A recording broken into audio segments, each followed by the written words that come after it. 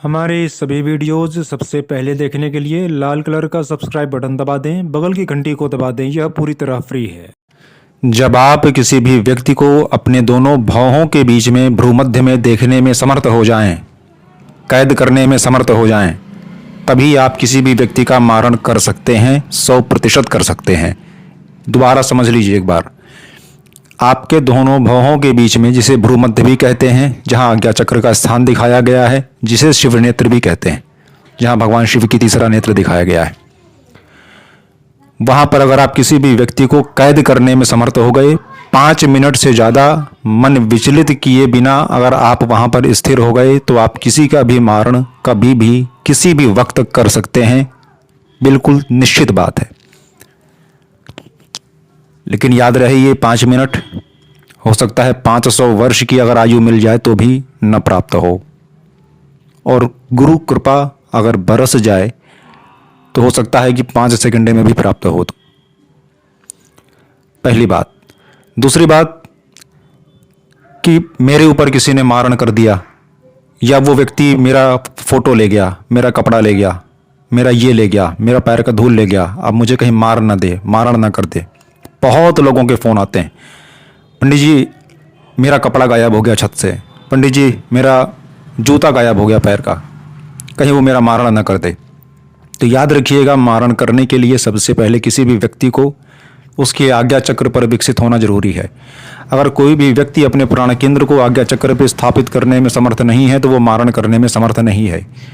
अगर आज्ञा चक्र किसी भी व्यक्ति का पूर्ण रूप से विकसित हो गया है तो वो आपको मार सकता है।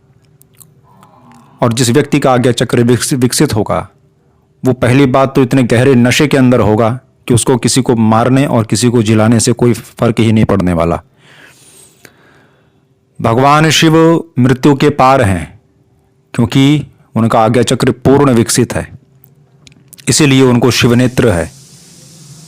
तीसरा नेत्र भगवान के सदैव नहीं होता, वो इशारा है कि भगवान शिव का तीसरा नेत्र पूर्ण विकसित है, इसीलिए महामृत्युंजय महादेव काल से पार हैं। ठीक उसी प्रकार हर वो व्यक्ति जो शिवनेत्र को एक्टिवेट कर ले, जागृत कर ले, पूर्ण रूप से उठा ले।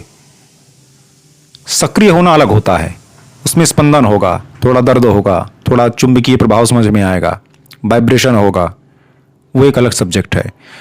वो इतना बस इशारा है कि आपका आज्ञा चक्र थोड़ा ऊर्जा से भरा हुआ है, बस। किसी साधना, किसी कृपा के प्रभाव से ऐसा हो गया। जागृत होना, चरम बिंदु को जाना, ये बिना कृपा के संभव नहीं है। अगर एक बार ये जागृत हो गया कृपा के बिना, तो आप पागल भी हो सकते हैं। इसकी ऊर्जा आप संभाल ही नहीं पाएंगे। क्योंकि याद रहे, यही वो मार्ग है जो परलोक की ओर लेके जाता है। खैर, ज़्यादा अंदर नहीं उतरते, अभी सिर्फ मारण प्रयोग के ऊपर आते हैं कि जब आप किसी भी व्यक्ति को अपने दोनों नेत्रों के बीच में, जहां पर तिलक किया जाता है, वहां पर कैद करना सीख लिए 5 मिनट तक, तो आप उसको मार सकते हैं। इसीलिए अक्सर आपने सुना होगा पुतले वाला प्रयोग, कि किसी भी व्यक्ति को पुतला लेकर यहाँ पे स्विच बो दीजिए और वहां पर वो व्यक्ति मर जाएगा। कई लोगों को ये पाखंड लगता होगा, लेकिन हमने इसका प्रत्यक्ष प्रमाण देखा है। और हमने क्या, लंदन की एक मैगजीन में भी ऐसे शोध हुए हैं जो छपा हुआ था कि हाँ होता है, लेकिन उसके पीछे का साइंस वहाँ का विज्ञान समझ नहीं पाया। ये साइंस हमारा तंत्र शास्त्र विद्वत समझता है। तंत्र चक्रों के आधार पे चलता है, मंत्रों के आधार पे चलता है, और बिल्कुल चलता है, कोई दो राह नहीं। जैसे दिन रात बिल्कुल एकदम सत्य है, वैसे तंत्र भी परम सत्य है। होता सब कुछ है, पर करने के लिए माई के लाल की जरूरत है, इसलिए माई के लाल कम है, इसलिए डरिए कम। मैं तो कहता हूं बिल्कुल मत डरिए। इस कलिकाल में 99% माई के लाल अब नहीं रह गए जो इतना सब करने में समर्थ हों। हाँ, निसंदेह कुछ मलिन क्रियाओं को करके आपको परेशान किया जा सकता है अगर आप कमजोर पड़ गए तो। दूसरा कि या तो कोई व्यक्ति अपने शिव नेत्र में, मतलब अपने आज्ञा चक्र में आपको कैद कर ले, तो या तो आपको वो जीवन दे देगा या तो वो आपको मार देगा। पक्की बात है। पुतले के द्वारा कैसे मारा जाता है? पुतले के द्वारा मारने के लिए सबसे पहले किसी भी व्यक्ति को अपने आज्ञा चक्र में आपको कैद करना होता है। उसके बाद पूरी ऊर्जा उस व्यक्ति की आपके आज्ञा चक्र में आ जाएगी। याद रखिएगा, जिसे भी मारना है उसकी पूरी ऊर्जा अपनी आज्ञा चक्र में आपको लेनी होगी। पहले तो आपका आज्ञा चक्र इतना पूर्ण विकसित होना जरूरी है कि किसी भी व्यक्ति की संपूर्ण ऊर्जा को आपका आज्ञा चक्र कैद कर ले। तो उसके पहले आपको इतना सामर्थ्यवान होना जरूरी है कि आप उस आज्ञा चक्र की अपनी ऊर्जा को संभाल पाए हों। अगर जागृत है तो, अगर संभाल लिए हैं तो अगले की भी ऊर्जा आप संभाल लेंगे। फिर अगले व्यक्ति की समस्त ऊर्जा को आपको उस पुतले के अंदर डालनी होती है संकल्प के माध्यम से। फिर चाहे आप हाथ में एक पार्ले जी का बिस्किट ले लीजिए, उसी में उस व्यक्ति की प्राण ऊर्जा को ट्रांसफ़र कर दीजिए, और चाहे फिर सुई चुभोइए, चाहे आग लगाइए, सब कुछ उस व्यक्ति के साथ होगा जिस व्यक्ति की आपने कल्पना की थी। लेकिन याद रहे, 5 मिनट तक आप अपने आज्ञा चक्र में स्थिर हो पाए तब ना, नहीं हो पाएंगे। ज़्यादा अभ्यास करेंगे, प्रयास करेंगे, परेशानी में पड़ जाएंगे, विकृतियाँ उत्पन्न हो जाएंगी। इसलिए पहली बार जब आप कहीं जाते हैं दिखाने के लिए, तो व्यक्ति कहता है अक्सर कि भाई आपके ऊपर मारण प्रयोग किया गया है। तो दिमाग से इस बात को हटा दीजिए कि मारण प्रयोग इतना आसानी से होता है, और जो करने में समर्थ है वो एक नशे में होता है, उसको करने की कोई आवश्यकता ही नहीं है।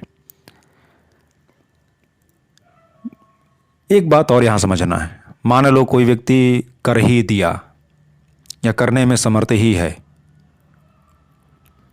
लेकिन आपके मस्तिष्क की प्रतिरोध क्षमता, आपके मस्तिष्क की रेजिस्टेंस पावर उससे ज़्यादा हाई है।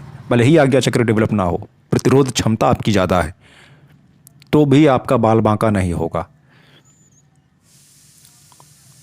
तो मस्तिष्क के प्रतिरोध क्षमता को विकसित करने वाला व्यक्ति, चाहे वो कोई साधना करता हो या ना करता हो, उस पर कोई तंत्र काम नहीं करता। तो आपको आपके मस्तिष्क के प्रतिरोध क्षमता को जागृत करना चाहिए, बढ़ाते रहना चाहिए।